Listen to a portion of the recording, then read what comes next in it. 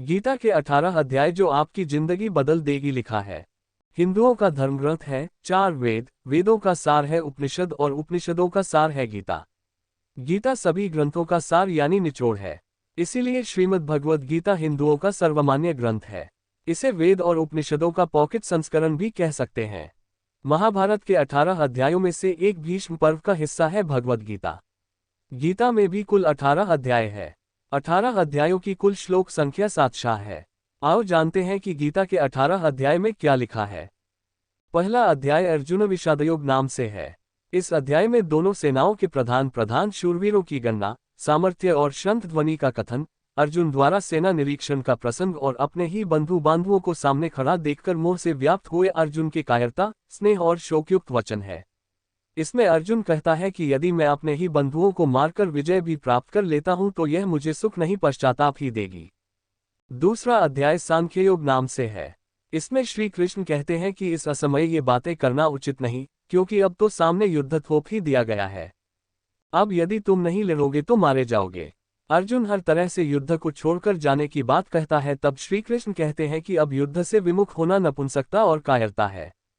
इसी चर्चा में श्री कृष्ण अर्जुन को आत्मा की अमरता के बारे में बताते हैं और कहते हैं कि आत्मा का कभी वध नहीं किया जा सकता और तू जिनके मारे जाने का शोक करने की बात कर रहा है वह उनका शरीर है जिसे आज नहीं तो कल मर ही जाना है।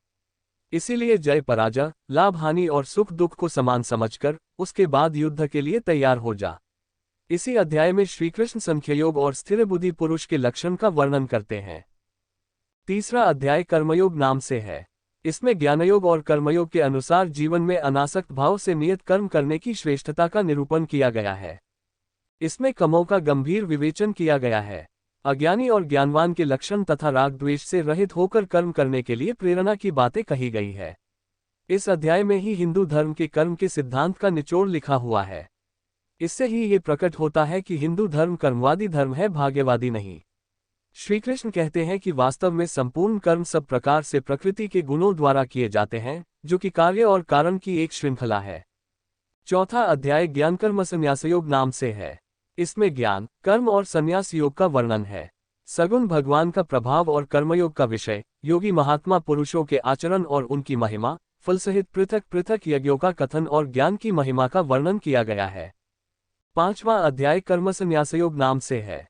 इसमें सांख्ययोग और कर्मयोग का निर्णय, सांख्ययोगी और कर्मयोगी के लक्षण और उनकी महिमा, ज्ञानयोग का विषय और भक्ति सहित ध्यानयोग का वर्णन किया गया है।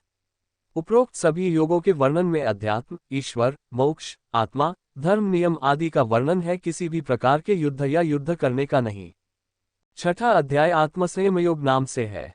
इसमें कर्मयोग का विषय और योगारूढ़ पुरुष के लक्षण, आत्मा उद्धार के लिए प्रेरणा और भगवत प्राप्त पुरुष के लक्षण, विस्तार से ध्यान योग का वर्णन, मन के निग्रह का विषय, योगभ्रष्ट पुरुष की गति का विषय और ध्यानयोगी की महिमा का वर्णन किया गया है। सातवां अध्याय ज्ञान विज्ञान योग नाम से है। इसमें विज्ञान सहित ज्ञान का विषय, संपूर्ण पदार्थों में कारण रूप से ईश्वर की व्यापकता का कथन, आसुरी स्वभाव वालों की निंदा और भगवत भक्तों की प्रशंसा, भगवान के प्रभाव और स्वरूप को न जानने वालों की निंदा और जानने वालों की महिमा का वर्णन किया गया है। आठवां अध्याय अक्षर ब्रह्म योग नाम से है। इसमें ब्रह्मा, अध्यात्म और कर्मादि के विषय में अर्जुन के 7 प्रश्न और श्री कृष्ण के द्वारा दिए गए उनके उत्तर है। भक्ति योग का विषय और शुक्ल एवं कृष्ण मार्ग के रहस्य का वर्णन है। 9वां अध्याय राजविद्या राजगुहा योग नाम से है। इसमें प्रभाव सहित ज्ञान का विषय है। इसमें जगत का ईश्वर से संबंध और प्रकृति तत्वों की चर्चा है। इसमें जगत की उत्पत्ति का विषय, भगवान का तिरस्कार करने वाले आसुरी प्रकृति वालों की निंदा और दैवी प्रकृति वालों के भगवत भजन का प्रकार, सर्वात्म रूप से प्रभाव सहित भगवान के स्वरूप का वर्णन, सकाम और निष्काम उपासना का फल और निष्काम भगवत भक्ति की महिमा का वर्णन है। 10वां अध्याय विभूति योग नाम से है। इसमें भगवान की विभूति और योग शक्ति का कथन तथा उनके जानने का फल और प्रभाव सहित भक्ति योग का कथन, अर्जुन द्वारा भगवान की स्तुति तथा विभूति और योग शक्ति को कहने के लिए प्रार्थना, भगवान द्वारा अपनी विभूतियों और योग शक्ति का वर्णन है। विभूति अर्थात सिद्धियां और शक्तियां। 11वां अध्याय विश्वरूप दर्शन योग नाम से है।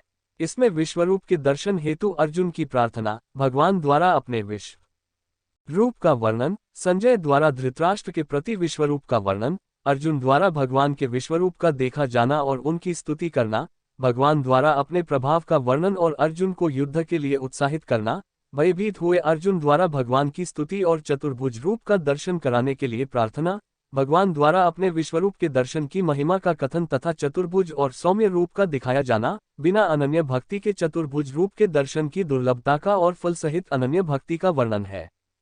12वां अध्याय भक्तियोग नाम से है।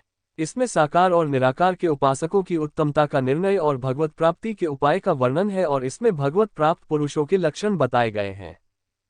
13वां अध्याय क्षेत्र क्षेत्रज्ञ विभागयोग नाम से है। इसमें ज्ञान सहित क्षेत्र क्षेत्रज्ञ के विषय का वर्णन है और ज्ञान सहित प्रकृति पुरुष के विषय का विशद वर्णन किया गया है, अर्थात स्थिति, ज्ञान, आत्मा, परमात्मा और पंच तत्वों का रहस्यमयी ज्ञान है। 14वां अध्याय गुणत्रय विभागयोग नाम से है। इसमें ज्ञान की महिमा और प्रकृति पुरुष से जगत की उत्पत्ति का वर्णन है। सत, रज, तम तीनों गुणों का विषय का विशद विवेचन है। इसके अलावा भगवत प्राप्ति का उपाय और गुणातीत पुरुष के लक्षण बताए गए हैं। 15वां अध्याय पुरुषोत्तम योग नाम से है। इसमें संसार को उल्टे वृक्ष की तरह बताकर भगवत प्राप्ति के उपाय बताए गए हैं। इसमें जीवात्मा के विषय का विशद विवेचन और प्रभाव सहित परमेश्वर के स्वरूप का वर्णन किया गया है और इसमें अक्षर पुरुषोत्तम के विषय के भी विशद वर्णन है। 16वां अध्याय देवासुर संपद विभागयोग नाम से है।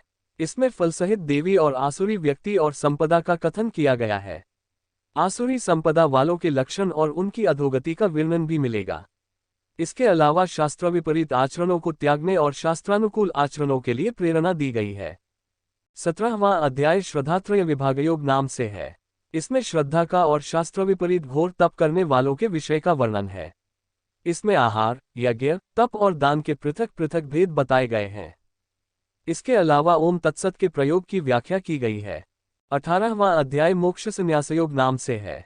इसमें त्याग का विशद वर्णन, कर्मों के होने में सांख्य सिद्धांत का कथन, तीनों गुणों के अनुसार ज्ञान, कर्म, कर्ता, बुद्धि, धृति और सुख के पृथक पृथक भेद का वर्णन, फल सहित वर्ण धर्म के विषय का वर्णन, ज्ञाननिष्ठा का वर्णन, भक्ति सहित कर्मयोग का विवेचन और अंत में श्री गीताजी के महात्म्य का वर्णन है। वीडियो अच्छा लगे तो चैनल को सब्सक्राइब जरूर करें।